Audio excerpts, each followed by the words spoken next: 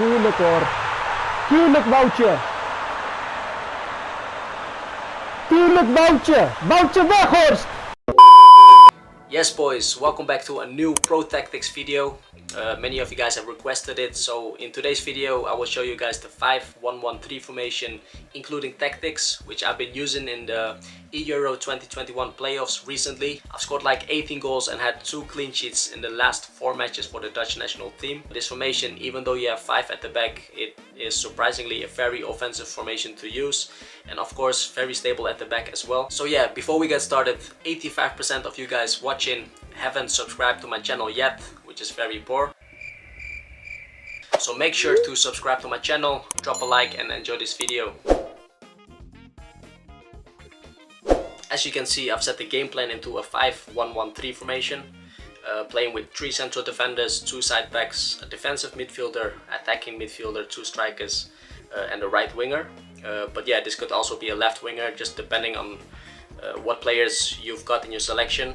But most importantly is to play with a team that has at least a wing back on each side of the pitch, and it's also recommended to have players that can play on multiple positions, and especially for those 2 positions on the side.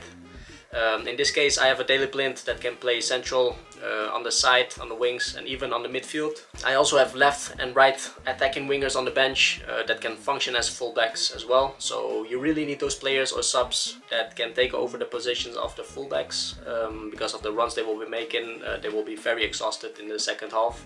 So yeah, those 2 fullbacks will be the key players in your team with this tactic and formation.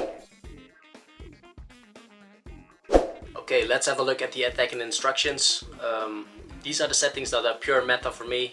Counter-attack is the only way to go this year, as you really need players that make runs forwards after intercepting the ball.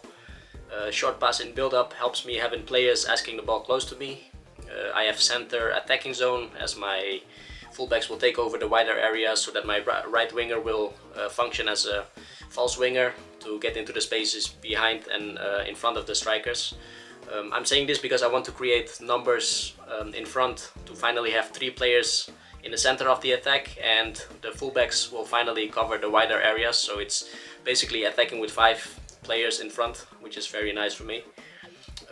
And finally I have maintain formation, as I don't like to see the players to be in positions where they are not meant to be at. So yeah, these are my attacking instructions. Then we move on to the defensive instructions. Because I have 5 players at the back and a defensive midfielder, I can afford to play with high pressure. So I've got center containment area, aggressive pressure, defensive line at 10 and also the compactness at 10. These settings are based on the fact that most pro players play through the center, so I try to keep it compact as possible, of course.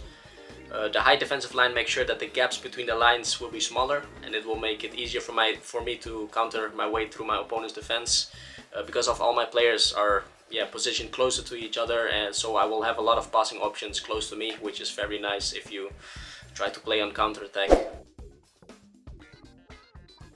We've come to the most important instructions for this formation. Like I said before, it's really necessary to have fullbacks in your team selection, but it's also possible to make use of attacking wingers on these positions, as these players will be involved in a lot of attacks. So the first advanced instruction will be attacking fullbacks. This will make sure that the backs are joining the attack and mostly on the wider areas, and this will also force the right winger in this case to go inside, so you can have many numbers in the center as well, besides the side. And then you might ask, why not playing with 3 central forwards as other pro players? But well, personally I don't like to have 3 players that make the same runs and are running through the center only. I like to have variation and players that make different runs, creative runs. But yeah, let's move on to the next instruction, and that's defensive. I put it on the defensive midfielder because I don't want him to join the attack. He's the player that usually is the key point between the 2 backs when I try to switch flanks.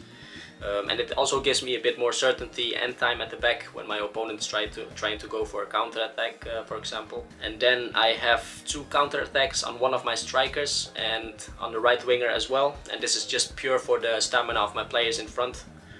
The fullbacks though will make the runs all the way from the back to the front, and also the other way around, of course. So these are the players I usually sub in the second half, as they will be very exhausted because of the runs.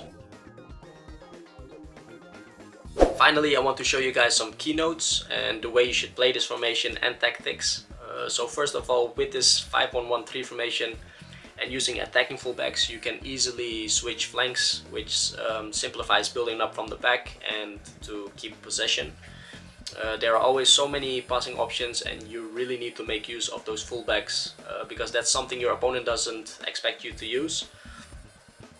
With a lot of passes to the side, you can confuse your opponent, and you give yourself the time to think about your next step or steps, and then to finally outplay them. Because of the attacking fullbacks, you can see my right winger turning into a false winger and making creative runs into the box, sometimes behind the striker or in front of the striker, and he is there to collect the passes from the attacking midfielder, or in this case the striker. The next thing is something I mentioned before already, and that is you can go for high pressure because you have the 5 at the back and also the defensive midfielder, which gives you the certainty at the back.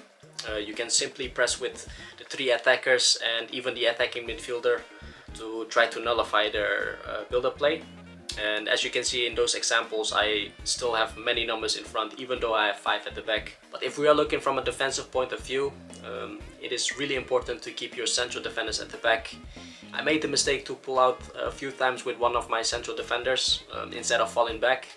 And as you can see in this example, it is very crucial to have the patience at the back as well.